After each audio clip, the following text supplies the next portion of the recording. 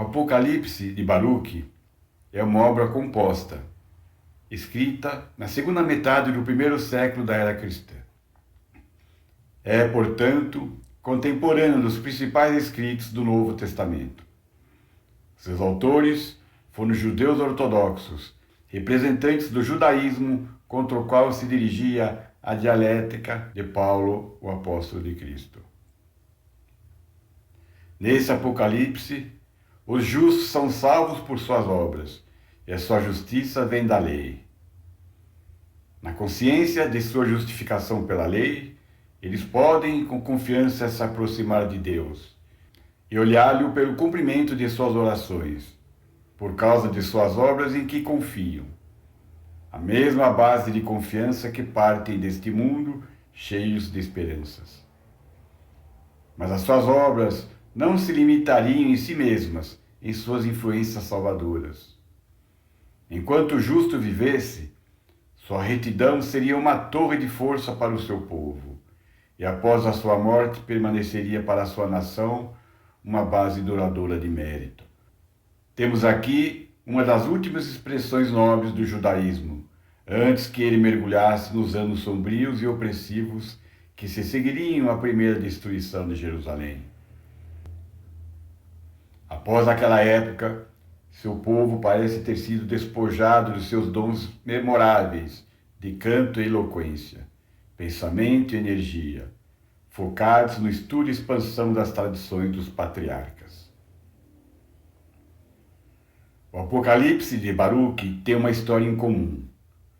Foi escrito por judeus farisaicos como uma apologia ao judaísmo, e em parte contendo uma implícita polêmica contra o cristianismo primitivo. Entretanto, ganhou uma circulação maior entre os cristãos do que entre os próprios judeus, e a sua preservação ao longo do tempo é devida, sobretudo, aos cuidados acadêmicos da Igreja de Cristo.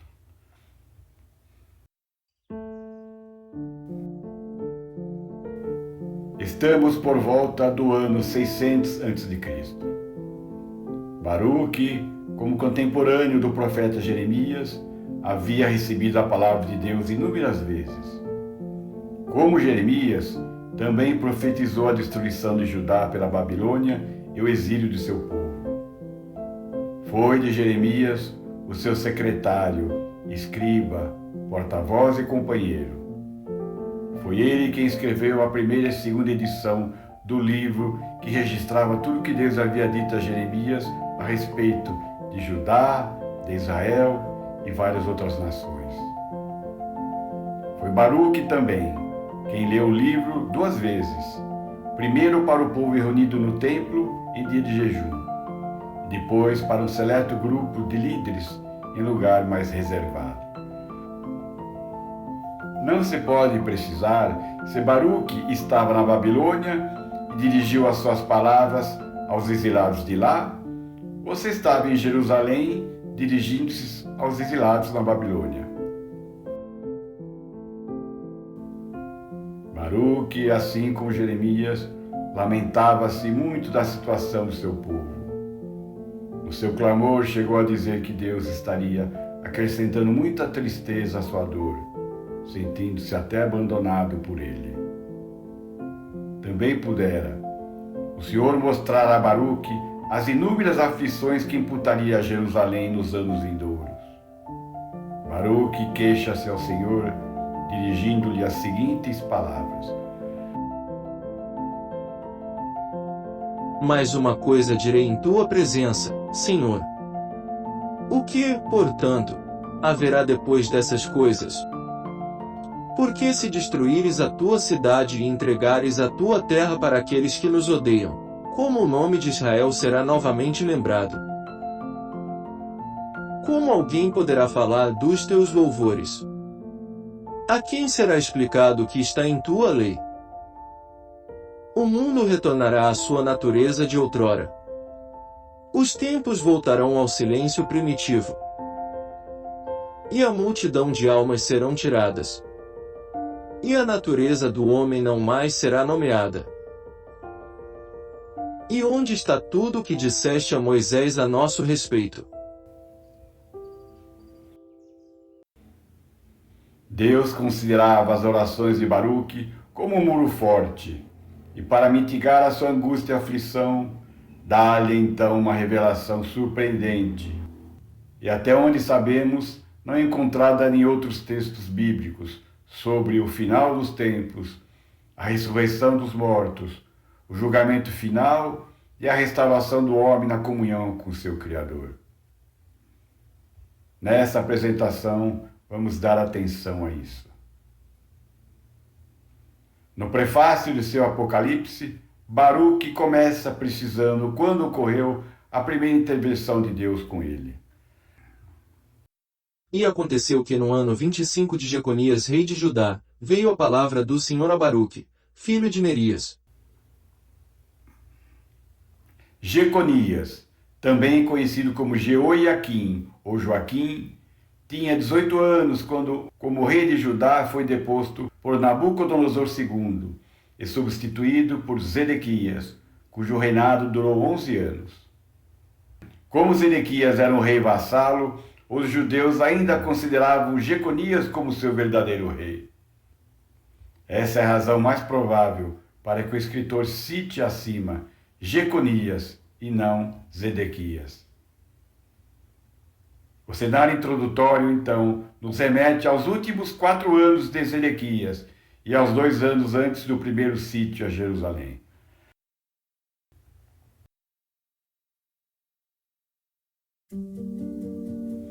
A partir do ano 925 a.C., o Reino Unido das 12 tribos foram divididos em 2 reinos, o de Israel, compreendendo 10 tribos, e o de Judá com as restantes 2.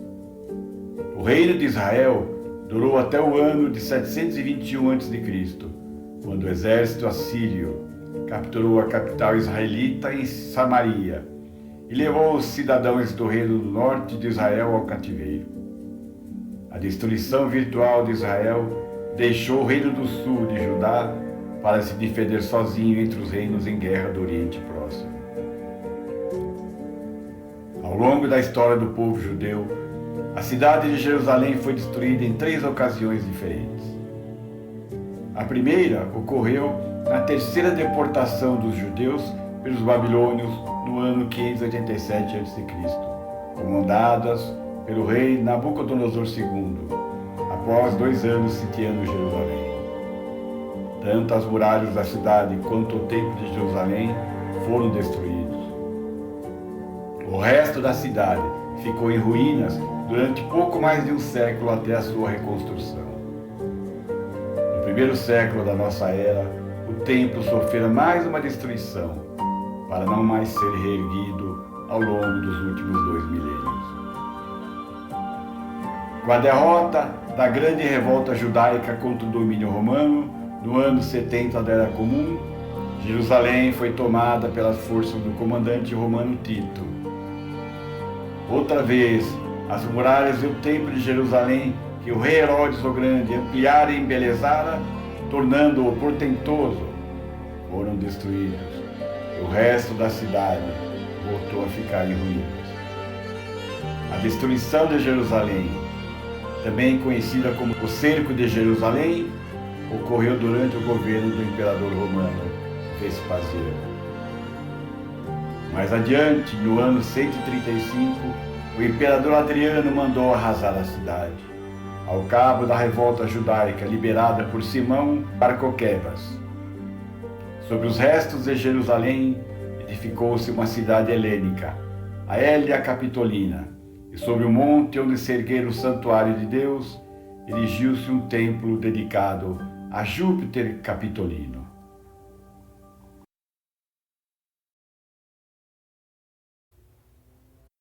E aconteceu que no ano 25 de Jeconias, rei de Judá, veio a palavra do Senhor a Baruque, filho de Nerias, e disse-lhe: Viste tudo que este povo está fazendo a mim? Pois que os males que essas 2 tribos que restaram fizeram são maiores do que os das 10 tribos que foram levadas cativas. Pois as tribos anteriores foram forçadas por seus reis a cometer pecado, enquanto essas 2 têm forçado e compelido os seus reis a cometer pecado.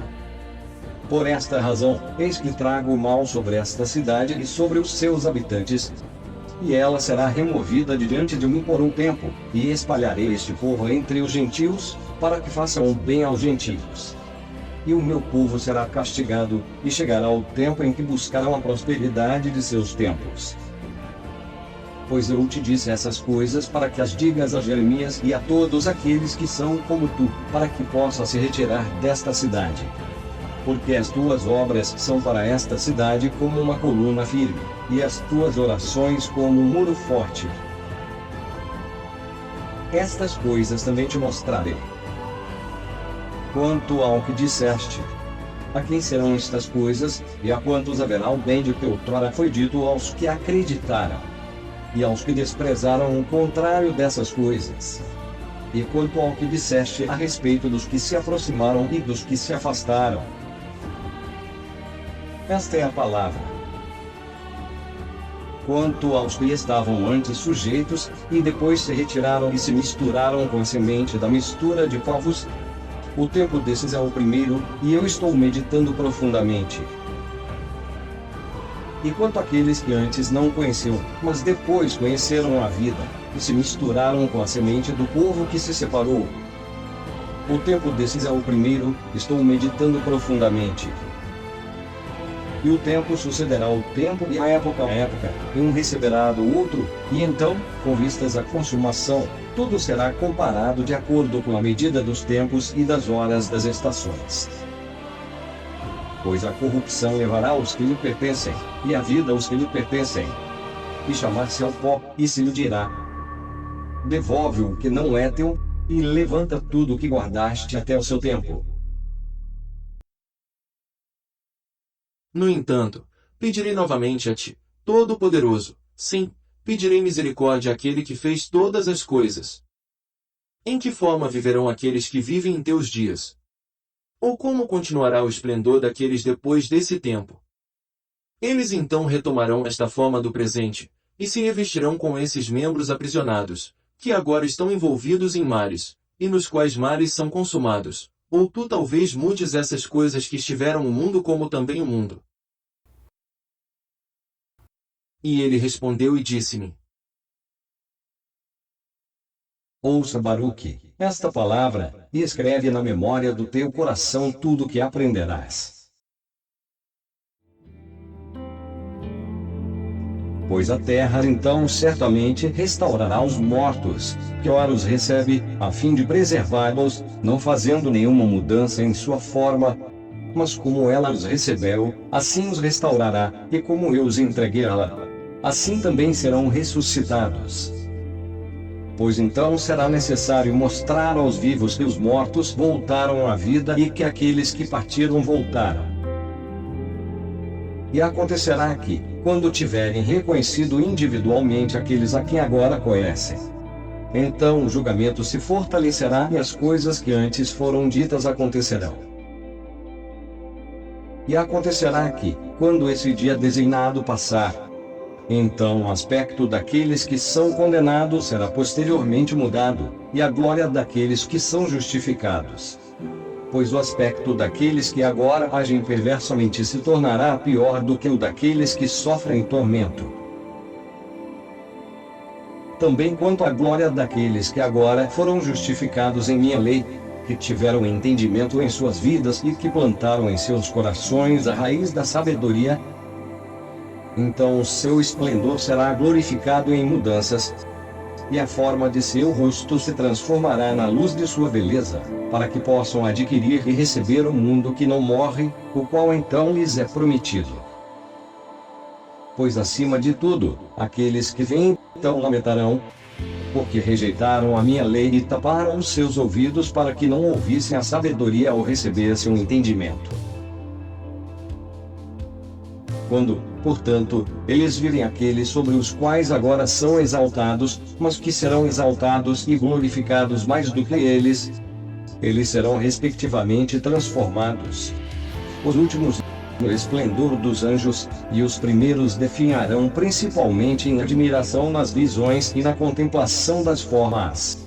Pois eles primeiro verão e depois partirão para serem atormentados.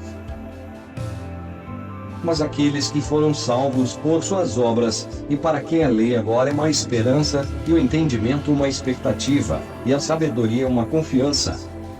Para eles maravilhas aparecerão em seu tempo. Pois eles verão o mundo invisível para eles agora, e verão o tempo que agora está oculto para eles. E novamente o tempo não os envelhecerá. Pois nas alturas daquele mundo eles habitarão e serão feitos como os anjos e serão feitos iguais às estrelas e serão transformados em todas as formas que desejarem. Da beleza para o encanto e da luz para o esplendor da glória. Pois se propagarão diante deles as extensões do paraíso, e lhes será mostrada a beleza da majestade das criaturas vivas que estão sob o trono. E todos os exércitos dos anjos, que agora são mantidos firmes por minha palavra, para que não apareçam, que são mantidos firmes por um comando, para que possam permanecer em seus lugares até que chegue seu advento. Além disso, haverá excelência nos justos superando até a dos anjos. Pois os primeiros receberão os últimos, aqueles que esperavam, e os últimos, aqueles de quem ouviram falar que haviam falecido. Pois eles foram libertados deste mundo de tribulação e deixaram o fardo da angústia. Pelo que então os homens perderam a vida, e pelo que os que estavam na terra trocaram as suas almas. Pois então eles não escolheram para si mesmos aquele tempo, o qual, fora do alcance da angústia, não poderia passar. Eles escolheram para si mesmos aquele tempo, cujas questões estão cheias de lamentações e males. E eles negaram o mundo que não envelhece para aqueles que chegam a ele, e rejeitaram o tempo e a glória. Assim, eles não chegarão à honra qual eu te disse antes. E eu respondi e disse: como então aqueles se esquecem para quem a desgraça é reservada? E por que, portanto, novamente lamentamos por aqueles que morrem? Ou por que choramos por aqueles que partem para o Sheol? Que as lamentações sejam reservadas para o início daquele tormento vindouro, e que as lágrimas sejam guardadas para o advento da destruição daquele tempo. Mas mesmo diante dessas coisas falarei. E quanto aos justos, o que farão agora? Alegrai-vos com o sofrimento que agora sofreis, pois porque esperais o declínio de vossos inimigos. Preparai a vossa alma para o que está reservado para vós, preparai-a para a recompensa que está reservada para vós. E, havendo eu dito estas coisas, ali adormeci.